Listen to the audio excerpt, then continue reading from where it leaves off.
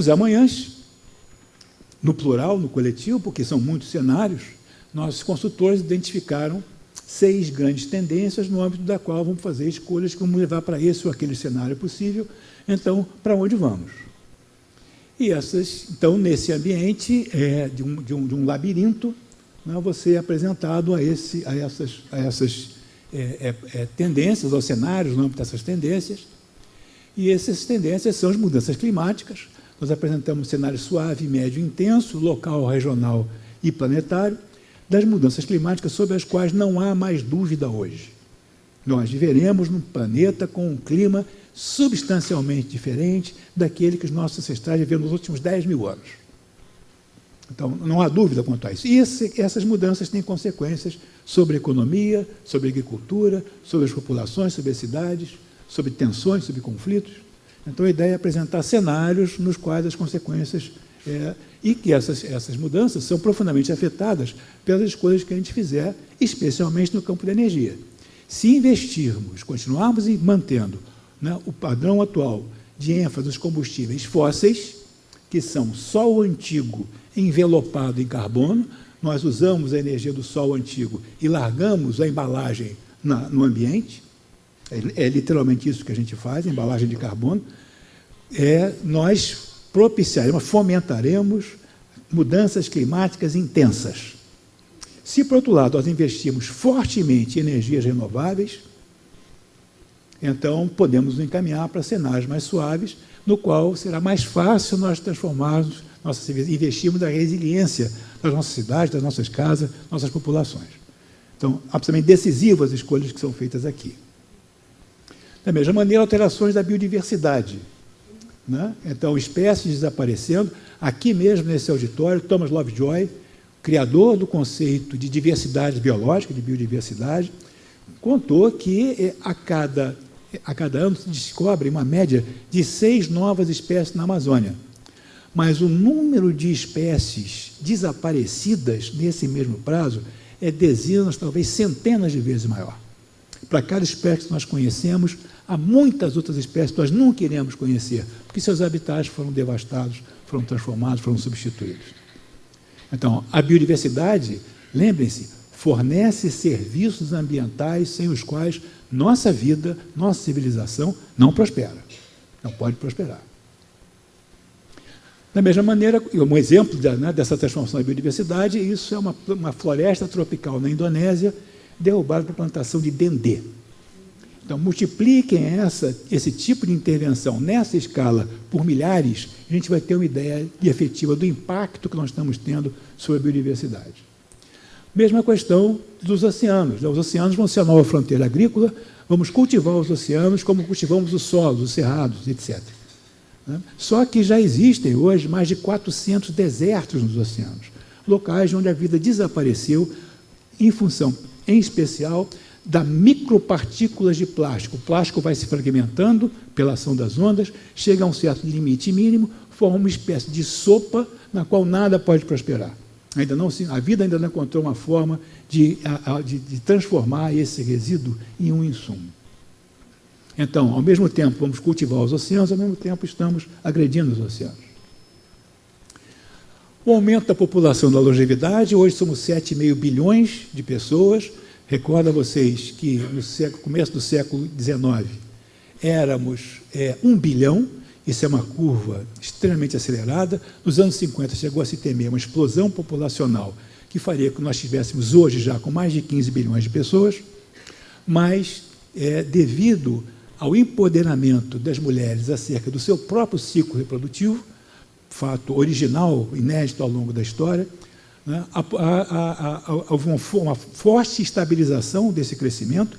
O Brasil, por exemplo, nos anos 1950, a média era 6 filhos por mulher, hoje é 2, em 2 gerações.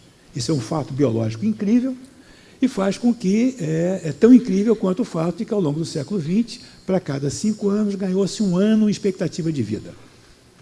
Então, passamos de mais ou menos 30 e poucos anos para mais de 70.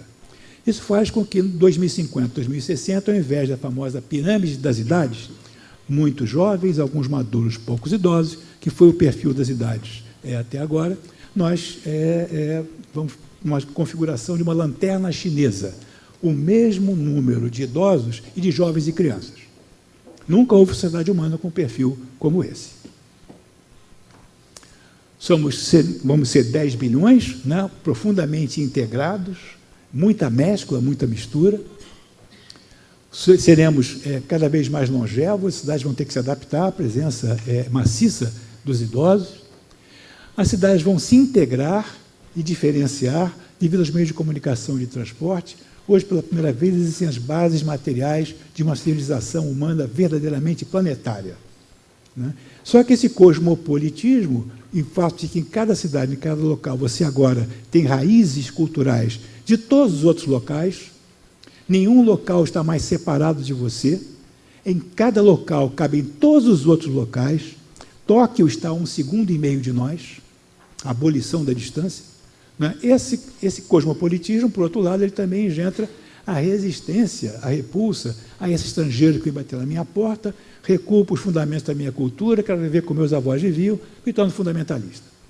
Então, cosmopolitismo e fundamentalismo são aspectos da mesma tendência de integração e diferenciação.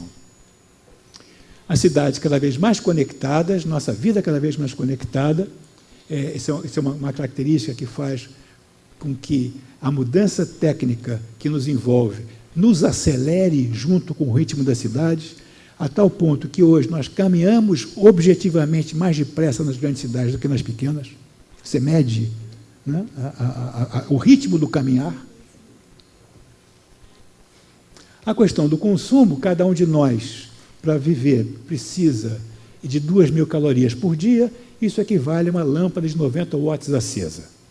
Mas o metabolismo socioeconômico, né, para você manter o seu estilo de vida é muito diferente desse metabolismo básico.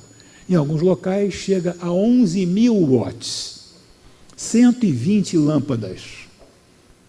Então, se a população humana inteira, né, tivesse o consumo de um texano, então a humanidade corresponderia a 840 bilhões de lâmpadas acesas.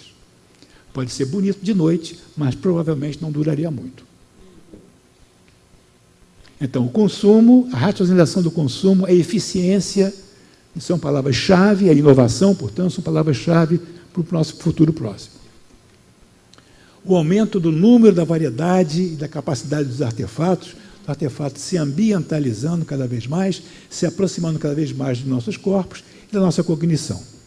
Então, por exemplo, né, brevemente, artefatos vão se fundir com o nosso corpo, reparando capacidades ou ampliando capacidades. Vamos começar a desenhar todo tipo de forma de vida, inclusive intervir na própria constituição daquilo que nos define biologicamente como humanos. Vamos assumir novas identidades, né? Por exemplo, essa é a Miss Havaí, que no processo de se tornar homem engravidou. E gostou tanto da brincadeira que já teve mais 2 filhos, tem 3 filhos hoje, já se separou da companheira, né? Já brigam, disputam os filhos, um casal perfeitamente normal. Então, novas identidades, né, surgindo na cultura. Ampliação dos sentidos por meios bioquímicos, por meios médicos, por meios tecnológicos. Então, vamos participar do nosso ambiente de formas muito potencializadas. E o desenvolvimento de inteligência artificial de seres artificiais, no horizonte próximo. E, além disso, a última grande tendência é a expansão do conhecimento. Hoje, a cada 2 a 3 anos, dobra a quantidade de dados em química, ou seja, dos alquimistas medievais até 2012, uma certa quantidade de dados em química. 2012 a 2015, a mesma quantidade. Isso é uma curva extremamente acelerada, mostrando que nós temos cada vez mais informação, cada vez mais dados sobre aspectos cada vez mais variados da nossa realidade. Poderemos, a partir desse conhecimento, construir bases sólidas para a necessária ponte que nós precisamos ser entre o que veio antes de nós e o que virá depois de nós. Decisivo para isso, bom, exploração espacial como fronteira do conhecimento, né? Decisivo para isso é a educação, ou seja, a ferramenta de fazer gente.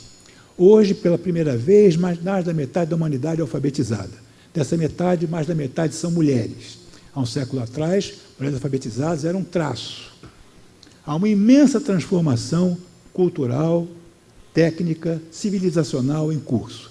Essa transformação é que nos empodera para, se fizermos as escolhas corretas, nós transitarmos nessa era de transição rumo a um outro amanhã. Como queremos ir ao momento final, o momento de você trocar o lado do cérebro que está operando, nessa casa de conhecimento dos indígenas brasileiros, uma ferramenta simbólica, o único objeto físico, né, da coleção do museu, que é uma ferramenta simbólica de conexão entre o passado e o futuro. Serve para costurar o tempo. E nós nos demos conta de que esse é o feitio do museu e a função do museu. O que o museu quer ser quando crescer é uma forma de conectar o passado e o futuro. Então, nós colocamos esse objeto aqui, do outro lado do mundo, né, dos aborígenes do outro lado do mundo, numa casa dos aborígenes brasileiros, para simbolizar o próprio museu, o que o próprio museu pretende ser. Voltamos para o presente, com a vista da Baía de Guanabara, não preciso dizer mais nada. E, para ter uma ideia, no primeiro final de semana, 36 horas seguidas, por demanda do então prefeito, tivemos 26 mil visitantes. Durante as 36 horas, o museu funcionou impecavelmente. Na 37ª veio tudo abaixo. Pá! Parecia calculado. Tivemos, no nosso primeiro ano, 1,5 milhão de visitantes e agora, até julho, tivemos qualquer coisa como 2,1 milhões. Estamos aproximadamente já em 2,5 milhões e devemos chegar no final do ano qualquer coisa como 2,8 milhões visitantes. De longe, o museu mais visitado do mundo. Mudamos o perfil, sozinhos mudamos o perfil da visitação dos museus de ciência no Brasil.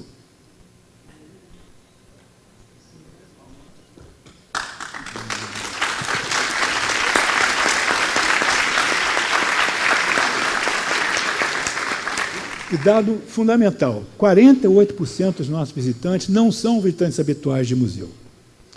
12% nunca tinham visitado o museu, isso quer dizer 220 mil, 240 mil pessoas, pela primeira vez, tiveram acesso à experiência de um museu aqui no Museu da Manhã. Esse é o tamanho do nosso sucesso e da nossa responsabilidade.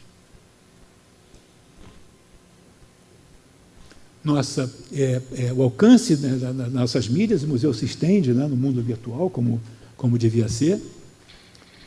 Nosso projeto dos Amigos do Amanhã, os amigos do museu, todos estão convidados a participar. Inúmeros brindes sortidos. E o verdadeiro fato que faz com que o museu seja de sucesso, o nosso time. A eles, de fato, a esse time, que enfrentou momentos de muita diversidade, devido exatamente ao sucesso do museu, graças a eles é que a gente pode funcionar. Eu vou pedir, então, para passar o filme, tá, um filmezinho, para dar para vocês um gostinho do que é a atividade do Museu da Manhã. E antecipadamente agradeço a gentileza de vocês.